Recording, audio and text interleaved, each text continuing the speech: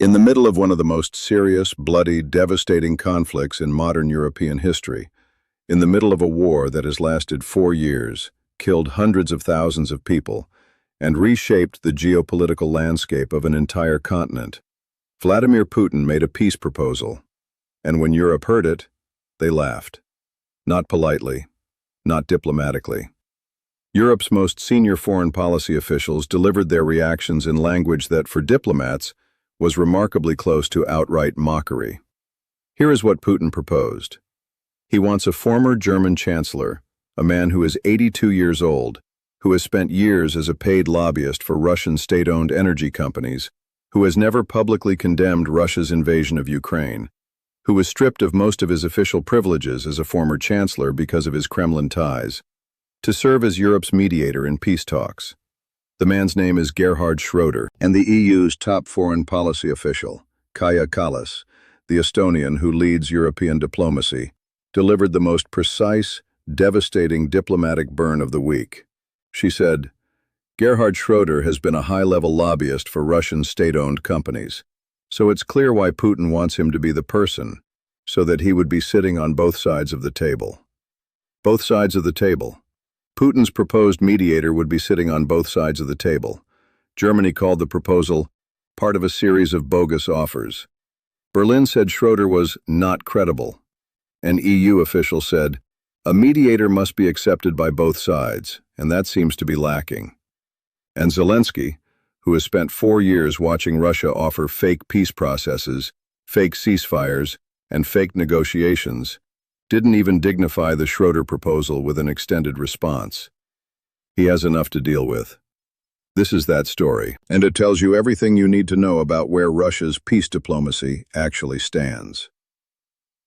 Part 1. Who is Gerhard Schröder, the man at the center of the joke? Before we can understand why Europe rejected this proposal so emphatically, before we can understand what Putin was thinking, you need to understand who Gerhard Schröder actually is. Gerhard Schröder served as Chancellor of Germany from 1998 to 2005. He was the leader of the Social Democratic Party, a center-left party, roughly equivalent to Britain's Labour Party or America's Democrats. During his chancellorship, he focused on European integration, labor market reforms, and foreign policy. He was notable for opposing the US-led invasion of Iraq in 2003, a position that aligned Germany with France and Russia against the United States and put serious strain on transatlantic relations.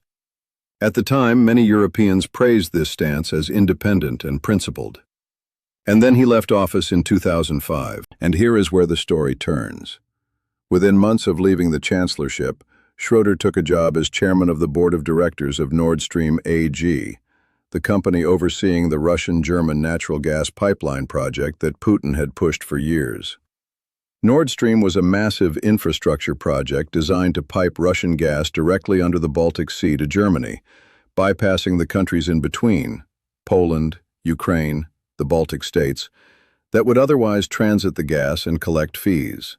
Those countries opposed Nord Stream vigorously. They argued correctly that it would deepen European dependence on Russian gas and give Moscow enormous leverage over European energy policy. They argued, correctly, that it would allow Russia to cut gas to Ukraine without affecting Germany's supply. Schröder took the Nord Stream job anyway. He has maintained close personal friendship with Vladimir Putin throughout the years since. When Russia invaded Ukraine in 2022, most Western leaders, including many of Schröder's own Social Democratic colleagues, condemned the invasion in the strongest possible terms. Schröder did not. He did not publicly condemn Russia's full-scale invasion of Ukraine. For this, Germany stripped him of most of the privileges normally granted to former chancellors. His official office in Berlin, normally maintained for former leaders at public expense, was closed. His staff allowance was terminated. A German parliamentary committee voted to end funding for his official presence. He lost his perks, but not his Kremlin friendship. And now, in May 2026, in the middle of a war Russia started, Putin has proposed this man as Europe's negotiating partner. Part 2. Why Putin chose Schröder, the logic that exposes everything. Let's think carefully about why Putin specifically chose Schröder. Because the choice is not random and not naive. It is calculated. And the calculation exposes exactly what Russia's peace diplomacy is actually designed to achieve. Reason 1. Schröder is close to Putin personally. Putin said he would personally prefer Schröder. That word, personally, tells you something important.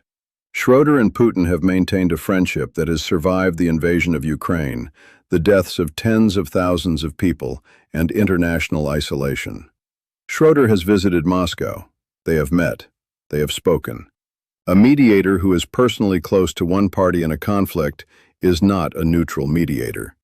That is an advocate for one side wearing the costume of a mediator. Kaja Kallas said it perfectly. He would be sitting on both sides of the table. That is not a bug in Putin's proposal. It is the feature. Reason 2. Schröder would give Russia what it wants without Russia having to give anything. What does Russia want from any peace process? The appearance of European engagement without the substance of European pressure. The ability to tell Washington and Brussels, "We're talking to Europe. How can you sanction us?" Russia wants a mediator who will manage the process on Russia's behalf. Schröder, who has never condemned the invasion, who has deep ties to Russian energy interests, who is 82 years old and carries no current political mandate or institutional authority, would be exactly that. A retired man with Russian sympathies, conducting mediation that produces the appearance of diplomacy without the pressure of genuine engagement. Reason 3. Schröder would divide Europe. Kaja Kallas in Germany rejected Schröder immediately and publicly. But in proposing him, Putin created a moment of European internal discussion. Who should mediate? Is Schröder qualified? What are the criteria? Every hour Europe spends discussing whether Schröder is an appropriate mediator is an hour not spent coordinating new sanctions, new weapons deliveries, or new pressure on Russia. The proposal itself is a distraction, and in diplomatic warfare, distraction is a weapon. Part 3. Europe's response, the rejection tour. Now let's walk through exactly how Europe responded, because the unanimity and the language of the rejection are both remarkable. Germany was first. Berlin had the most personal stake. Schröder was their former leader. A German government official, speaking anonymously to Reuters, said the proposal was not credible because Russia had not changed its conditions for ending the war. German EU Affairs Minister Günther Krichbaum was more specific. He told reporters in Brussels, "A mediator must be accepted by both sides, and that seems to be lacking." He added that Schröder's close personal ties would make it difficult for him to be perceived as impartial. Krichbaum then said Schröder has not done things in the past that would position him today as a neutral mediator, as an honest broker. Not a neutral mediator, not an honest broker. Germany's foreign ministry characterized the Schröder proposal as part of a series of bogus offers from Russia. Bogus offers. That is not diplomatic language. That is Germany saying, "This is fake." Then came Kaja Kallas, the EU's foreign policy chief, the Estonian whose country shares a border with Russia, who has spent years as one of the most consistent and clear-eyed voices on Russian aggression. Her statement was the most precise and damaging. First, if we give Russia the right to appoint a negotiator on our behalf, that would not be very wise. First point, Russia does not get to choose Europe's representatives. The proposal itself is an overreach, Russia suggesting who should sit at the table for the other side. Second, I think Gerhard Schröder has effectively been a high-level lobbyist for Russian state-owned companies. Second point, Schröder's financial history with Russian energy companies makes his impartiality impossible. So it's clear why Putin wants him to be the person, so that he would be sitting on both sides of the table. Conclusion. The proposal is not diplomacy. It is an attempt to place a Russian sympathizer in a position of nominal European authority. The Al Jazeera report added that the immediate response to this idea in Europe was reportedly weak, diplomatic understatement for nobody took it seriously. The rejection was complete, unanimous, and remarkably frank for normally cautious European diplomacy. Part 4. Zelensky's position, and why he barely bothered to respond.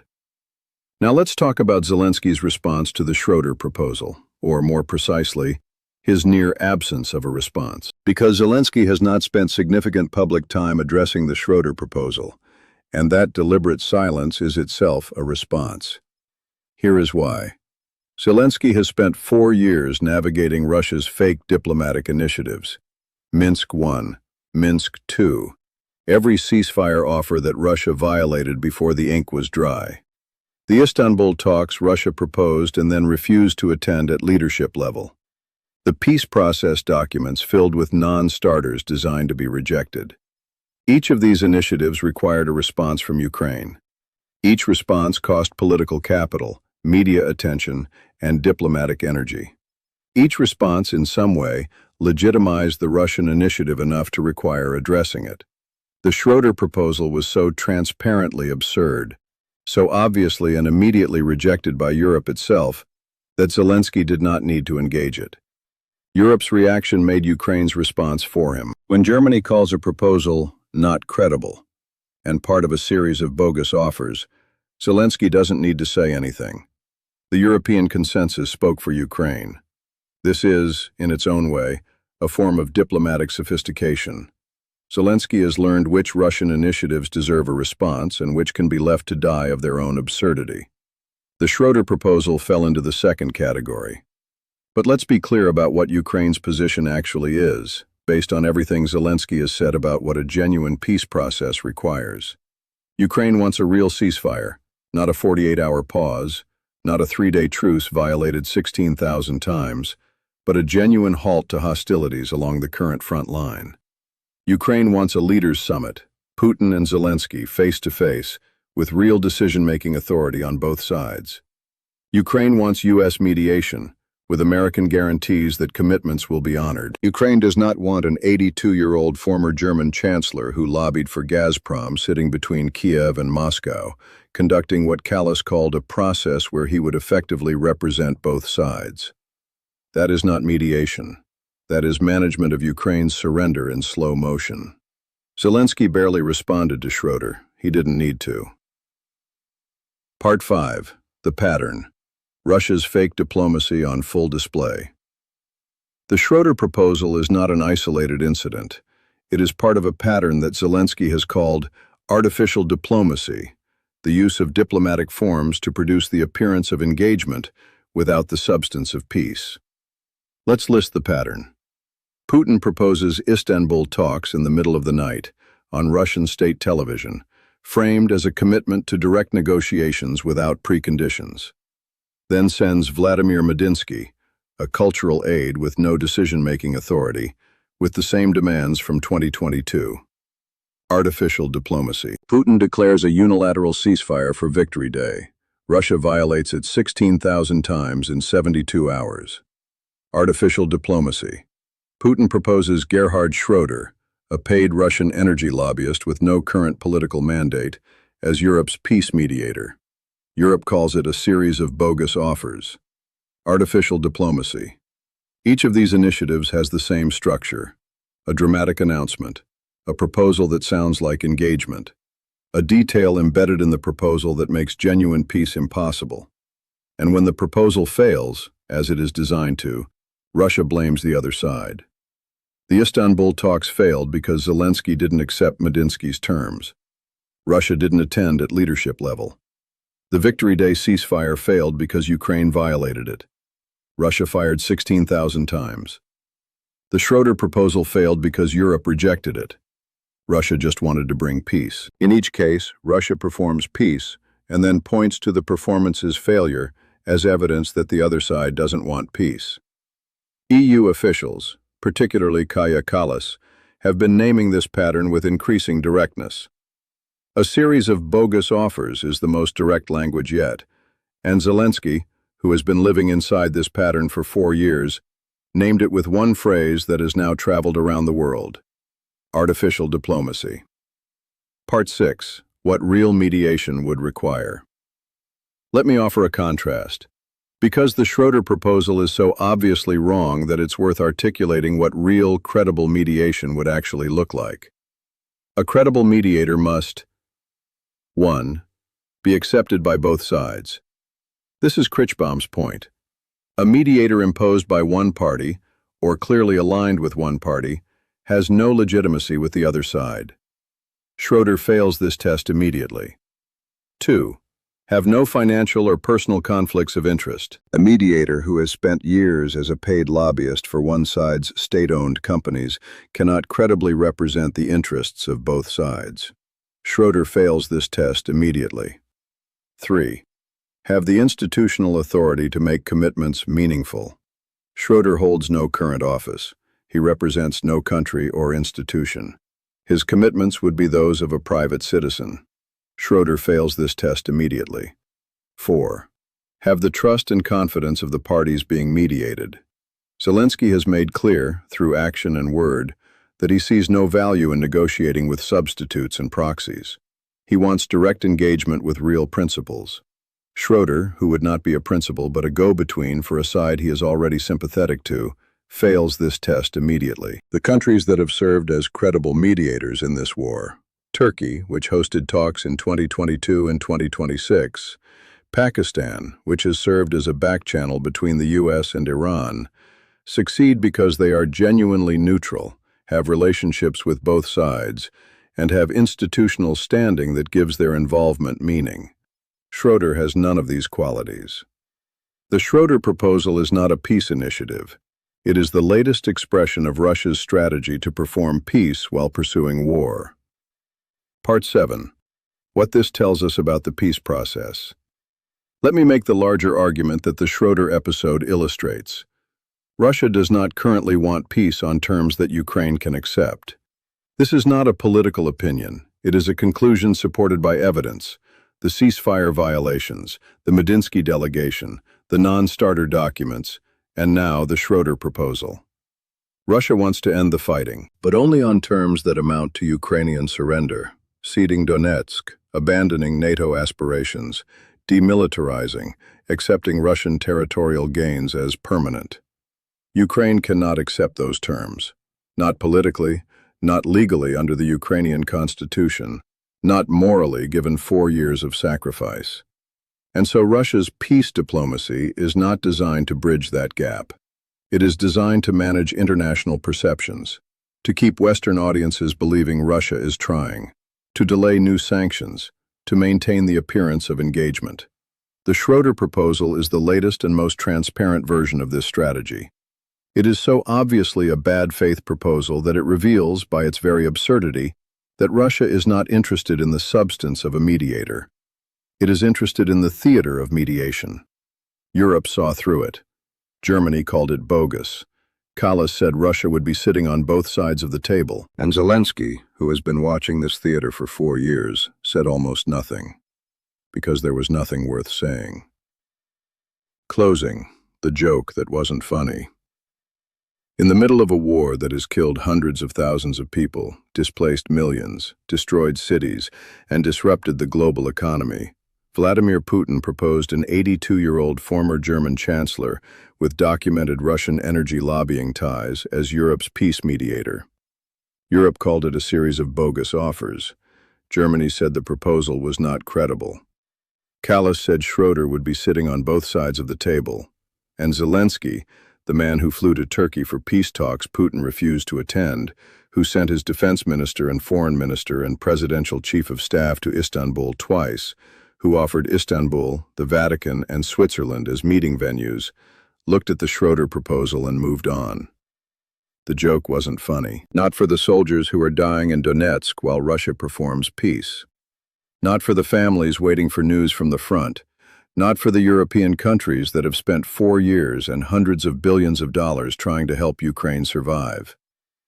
Putin proposed Gerhard Schröder. Zelensky said absolutely not. Europe called it a joke, and the war goes on.